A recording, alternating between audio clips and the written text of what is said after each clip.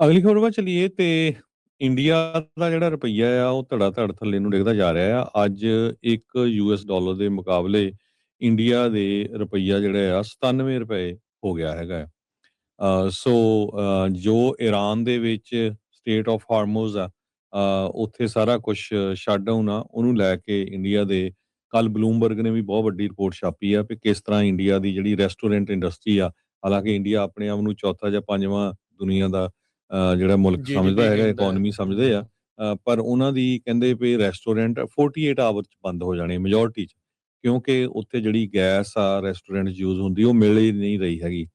ਤੇ ਜੇ ਮਿਲਦੀ ਵੀ ਆ ਤੇ 5000 ਰੁਪਏ ਨੂੰ ਸਿਲੰਡਰ ਬਲੈਕ ਦੇ ਵਿੱਚ ਮਿਲ ਰਿਹਾ ਹੈਗਾ, ਤੇ ਜੋ ਰਿਜ਼ਰਵ ਉਹਨਾਂ ਦੇ ਕੋਲ ਹੈ ਨਹੀਂ ਹੈਗਾ। ਸੋ ਜੇ ਇੱਕ ਹਫ਼ਤਾ ਵੀ ਹੋਰ ਅਟਕ ਗਏ ਤੇ ਦਿੱਲੀ ਵਰਗੇ ਜਿਹੜੇ ਸ਼ਹਿਰ ਆ ਉੱਥੇ ਬਹੁਤ ਬੁਰਾ ਹਾਲ ਆ, ਰੈਸਟੋਰੈਂਟਾਂ ਦੇ ਕੋਲ ਗੈਸ ਨਹੀਂ ਤੇ ਲੋਕਾਂ ਦੇ ਜਿਹੜੇ ਰੈਸਟੋਰੈਂਟ ਆ ਉਹ ਬੰਦ ਹੋ ਰਹੇ ਹੈਗੇ ਆ। ਸੋ ਅੱਜ ਜਿਹੜਾ ਰੁਪਈਆ ਆ ਉਹ 96 ਰੁਪਏ ਤੇ 96 ਪੈਸੇ ਰੋਇਟਰਸ ਜਿਹੜਾ ਦੱਸ ਰਿਹਾ ਵੀ ਲਗਭਗ 97 ਰੁਪਏ ਜਿਹੜੀ ਇਹਦੀ ਕੀਮਤ ਪਹੁੰਚ ਚੁੱਕੀ ਹੈਗੀ। Yeah. ਸੋ ਪਿਛਲੇ ਕੁਝ ਦਿਨਾਂ ਦੇ ਵਿੱਚ ਲਗਾਤਾਰ ਜਿਹੜਾ ਹਰਜੋਤ ਸਿੰਘ ਜੀ ਇਹ ਥੱਲੇ ਨੂੰ ਜਿਹੜਾ ਹੋ ਗਿਆ ਆ। 10 ਦਿਨ ਪਹਿਲਾਂ ਇਹ 94 ਰੁਪਈਏ ਦੇ ਉੱਤੇ ਸੀਗਾ ਤੇ ਹੁਣ ਦੇਖੋ 97 ਦੇ ਇਰਦ ਗਿਰਦ ਪਹੁੰਚ ਗਿਆ। ਸੋ ਇਸੇ ਰਫਤਾਰ ਦੇ ਨਾਲ ਜੇ ਮੋਦੀ ਜੀ ਰੁਪਈਏ ਨੂੰ ਲੈ ਕੇ ਜਾਂਦੇ ਰਹੇ ਤਾਂ 100 ਨੂੰ ਪਾਰ ਇਹਨਾਂ ਨੇ ਸੈਂਕੜਾ ਪੂਰਾ ਕਰ ਲੈਣਾ। ਮੈਨੂੰ ਲੱਗਦਾ IPL ਵੀ ਉੱਥੇ ਕੰਪਲੀਟ ਨਹੀਂ ਹੋਣੀ ਤੇ ਉਸ ਤੋਂ ਪਹਿਲਾਂ 100 ਨੂੰ ਜਿਹੜਾ ਉਹ ਗੱਲ ਜਿਹੜੀ ਉਹ ਪਹੁੰਚ ਜਾਣੀ ਜਿਹੜੀ ਉਹ ਹੈਗੀ ਆ। ਸੋ ਉੱਧਰ ਤੇਲ ਦੀਆਂ ਕੀਮਤਾਂ ਹਰਜੋਤ ਸਿੰਘ ਜੀ ਅੱਜ 5% ਡਿੱਗੀਆਂ ਜਦੋਂ ਟਰੰਪ ਹੋਣਾ ਨੇ ਕਿਹਾ ਵੀ ਮੈਨੇਜ ਕਰਨਗੇ ਉਹ ਮਾਰਕੀਟਸ ਨੂੰ, ਈਰਾਨ ਨੂੰ ਜਿਹੜਾ ਉਹ ਲੈ ਕੇ ਬ੍ਰੈਂਟ ਆਇਲ, ਪਰ ਫਿਰ ਵੀ ਅਜੇ 100 ਤੋਂ ਪਾਰ ਹੀ ਜਿਹੜਾ ਉਹ ਚੱਲ ਰਿਹਾ ਹੈਗਾ ਆ। ਅਜੇ ਵੀ 105 106 ਦੇ ਇਰਦ ਗਿਰਦ ਬ੍ਰੈਂਟ ਦਾ ਜਿਹੜਾ ਕੱਚੇ ਤੇਲ ਦੀ ਕੀਮਤ ਆ ਉਹ ਚੱਲ ਰਹੀ ਆ। ਤੇ ਜਿੱਦਾਂ ਜਿਹੜਾ ਹਰਜੋਤ ਸਿੰਘ ਜੀ ਤੁਸੀਂ ਮੰਜ਼ਰ ਦੱਸ ਰਹੇ ਆ ਭਾਰਤ ਨੂੰ ਜਿਹੜਾ ਉਹ ਲੈ ਕੇ, ਉੱਥੇ ਦੇ ਲੋਕਾਂ ਦੇ ਲਈ ਬੜੀ ਮੁਸ਼ਕਲ ਦਾ ਸਬੱਬ ਜਿਹੜਾ ਆਉਣ ਵਾਲਾ ਸਮਾਂ ਜਿਹੜਾ ਉਹ ਦਿਖਾ ਰਿਹਾ ਹੈਗਾ ਆ ਵੀ ਪਤਾ ਨਹੀਂ ਕੀ ਜਿਹੜਾ ਇਸ ਟਾਈਮ ਬਣੂਗਾ। ਹਾਹਾਕਾਰ ਇਸ ਟਾਈਮ ਮਚੀ ਆ। ਉੱਦਾਂ ਇਹ ਆ ਹਰਜੋਤ ਸਿੰਘ ਜੀ ਵੀ ਜਿਹੜੇ ਮੋਦੀ ਸਾਹਿਬ ਨੇ ਉਹ ਘੁੰਮ ਫਿਰ ਰਹੇ ਨੇ ਤੇ ਵਿਰੋਧ ਦਾ ਸਾਹਮਣਾ ਉਹਨਾਂ ਨੂੰ ਕਈ ਥਾਵਾਂ ਦੇ ਉੱਤੇ ਕਰਨਾ ਪੈ ਰਿਹਾ। ਹੁਣ ਤੁਸੀਂ ਦੇਖ ਲਓ, ਆਪਾਂ ਕੱਲ ਜਿਹੜੀ ਖਬਰ ਸ਼ੇਅਰ ਕੀਤੀ ਸੀਗੀ ਉਹ ਨਾਰਵੇ ਦੀ ਜਿਹੜੀ ਜਰਨਲਿਸਟ ਆ ਉਸ ਦੇ ਜਿਹੜੇ ਚੈਨਲ ਆ, ਉਸ ਦੇ ਜਿਹੜੇ ਅਕਾਊਂਟ ਆ ਉਹ ਇੰਡੀਆ 'ਚ ਬਲੌਕ ਵੀ ਕਰ ਦਿੱਤੇ ਗਏ ਆ। ਉਹ ਐ ਉਂਗਲਾ ਕਰ ਕਰਕੇ ਗੱਲਾਂ ਕਰਦਾ ਸੀਗਾ, ਨਹੀਂ ਜੀ ਇਹ ਹੈ ਉਹ ਹੈ, ਜੋ ਆਦਤ ਹੀ ਹੁੰਦੀ ਆ ਉੱਥੋਂ ਦੇ ਮਿਨਿਸਟਰਾਂ ਦੀ ਤੇ ਉਹਨਾਂ ਲੋਕਾਂ ਦੀ। ਸਵਾਲ ਦਾ ਜਵਾਬ ਨਹੀਂ ਜਿਹੜਾ ਉਹ ਦੇਣਾ, ਬਸ ਆਪਣੀਆਂ ਜਿਹੜੀਆਂ ਅਵਲੀਆਂ ਟਪਲੀਆਂ ਜਿਹੜੀਆਂ ਉਹਨਾਂ ਨੇ ਮਾਰੀ ਜਾਣੀਆਂ। ਉਹ ਬਲੌਕ ਕਰਤੇ, ਉਹ ਵਿਚਾਰੀ ਕੋ ਲੌਗਇਨ ਵੀ ਨਹੀਂ ਜਿਹੜਾ ਉਹ ਹੋ ਪਾ ਰਿਹਾ। ਇੰਨਾ ਜਿਹੜਾ ਉਸਦੇ ਦੁਆਲੇ ਉੱਥੋਂ ਦੇ ਭਾਜਪਾਈ ਟਰੋਲ ਆ ਉਹਦੇ ਮਗਰ ਹੋਏ ਪਏ ਹੈਗੇ ਆ ਜੀ।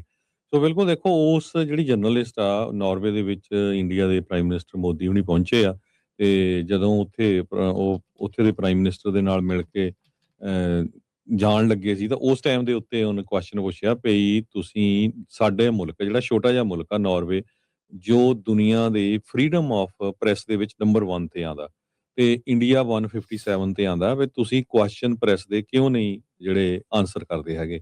ਤੇ ਮੋਦੀ ਹੁਣੀ ਮੂੰਹ ਪਰੇ ਨੂੰ ਕਰਕੇ ਜਿਹੜੇ ਚੱਲ ਗਏ। ਉਹ ਤੋਂ ਬਾਅਦ ਜੋ ਇੰਡੀਆ 'ਚ ਮੋਦੀ ਹੁਣਾਂ ਦੇ ਭਗਤ ਆ, ਉਹਨਾਂ ਨੇ ਉਸ ਦਾ ਜਿਹੜਾ ਚੈਨਲ ਆ, ਜਿੰਨੇ ਵੀ ਟਵਿੱਟਰ ਅਕਾਊਂਟ, ਇੰਸਟਾਗ੍ਰਾਮ ਹੋਰ ਬੰਦ ਕਰਾਉਣ ਦੀ ਜਿਹੜੀ ਕੋਸ਼ਿਸ਼ ਕੀਤੀ। ਇੰਡੀਆ 'ਚ ਤਾਂ ਆਲਰੇਡੀ ਬੰਦ ਵੀ ਹੋ ਗਿਆ। ਹਜੇ ਉਹ ਉੱਥੋਂ ਨਿਕਲੇ ਸੀ, ਇਟਲੀ ਵੱਲ ਨੂੰ ਗਏ ਤੇ ਮੁੜ ਕੇ ਨਾਰਵੇ ਦੇ ਇੱਕ ਨਿਊਜ਼ਪੇਪਰ ਨੇ ਜਿਹੜਾ ਮੋਦੀ ਹੁਣਾਂ ਦਾ ਸਪੇਰਾ ਵਾਲਾ ਬਣਾ ਕੇ ਨਾ ਇੱਕ ਕਾਰਟੂਨ ਬਣਾਤਾ। ਹੁਣ ਉੱਥੇ ਉਹ ਰੌਲਾ ਪੈ ਰਿਹਾ ਵੀ ਦੇਖੋ ਜੀ, ਇਹ ਤਾਂ ਇੰਡੀਆ ਦੇ ਉੱਤੇ ਹਮਲਾ ਹੋ ਗਿਆ ਵੀ ਮੋਦੀ ਸਾਹਿਬ ਤਾਂ ਇੱਕ ਸੱਪ ਨੂੰ ਕੱਢ ਰਹੇ ਆ ਪਟਾਰੀ ਦੇ ਵਿੱਚੋਂ, ਉਹਦਾ ਜਿਹੜਾ ਇੱਕ ਤਰ੍ਹਾਂ ਨਾਲ ਕਾਰਟੂਨ ਬਣਾ ਦਿੱਤਾ ਹੈਗਾ ਆ।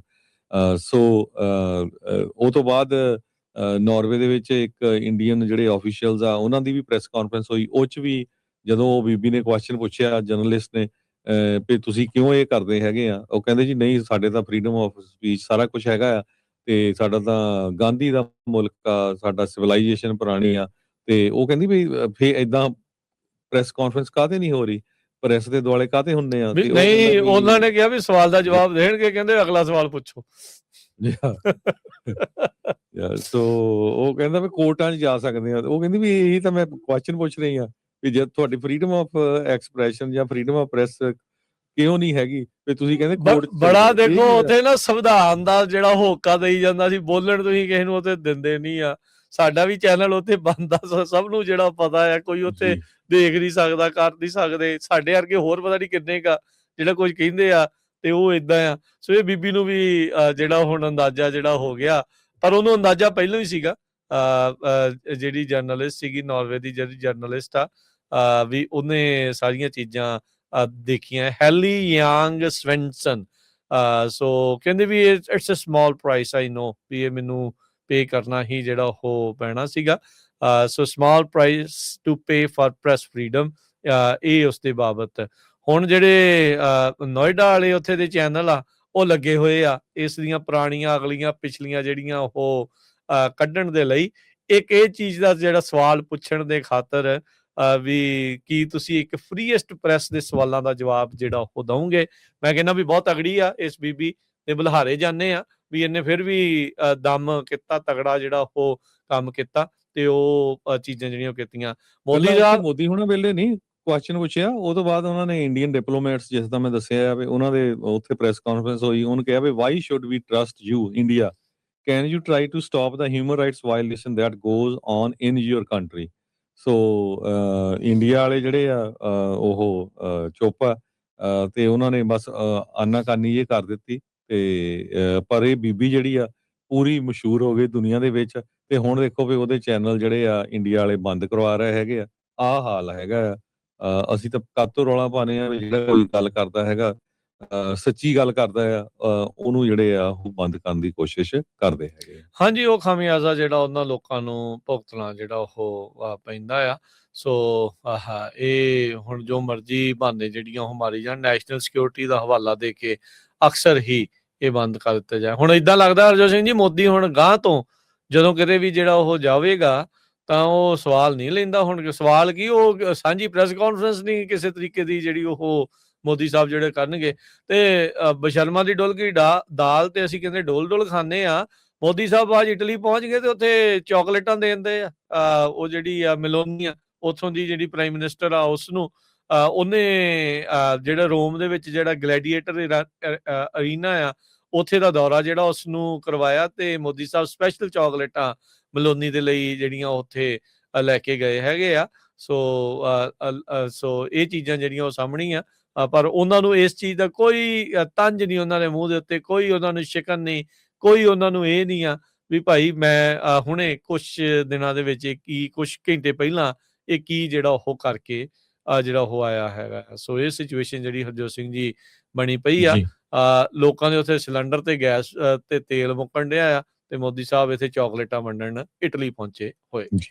ਸੋ ਇਹਦੇ 'ਚ ਇਹ ਦੱਸਦੇ ਜਾਈਏ ਵੀ ਜਿਹੜਾ ਰਿਪੋਰਟਰਸ ਵਿਦਆਊਟ ਬਾਰਡਰਸ ਇੱਕ ਪਬਲਿਸ਼ ਕਰਦੇ ਆ ਰਿਪੋਰਟ, ਜਿਹੜੀ ਵਰਲਡ ਪ੍ਰੈਸ ਫਰੀडम ਇੰਡੈਕਸ, ਜਿਹਦੇ ਮੁਤਾਬਕ 180 ਟੋਟਲ ਮੁਲਕ ਦੀ ਉਹਨੀ ਜਿਹੜੀ ਰਿਪੋਰਟ ਤਿਆਰ ਕਰਦੇ ਆ ਹਰ ਸਾਲ। ਨਾਰਵੇ ਨੰਬਰ 1 'ਚ ਆਉਂਦਾ ਜਿੱਥੇ ਫਰੀडम ਹੈਗੀ ਆ, ਜਿਹੜੀ ਫਰੀडम ਆਫ ਪ੍ਰੈਸ ਆ, ਤੇ ਭਾਰਤ 157ਵੇਂ ਨੰਬਰ ਤੇ ਆ।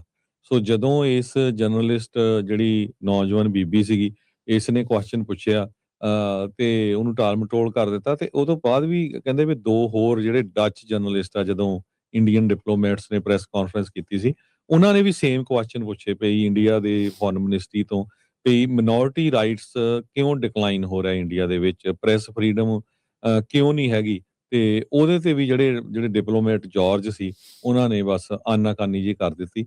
ਇਹ ਜਿਹੜਾ BBC ਰਿਪੋਰਟ ਕਰ ਰਿਹਾ ਹੈਗਾ।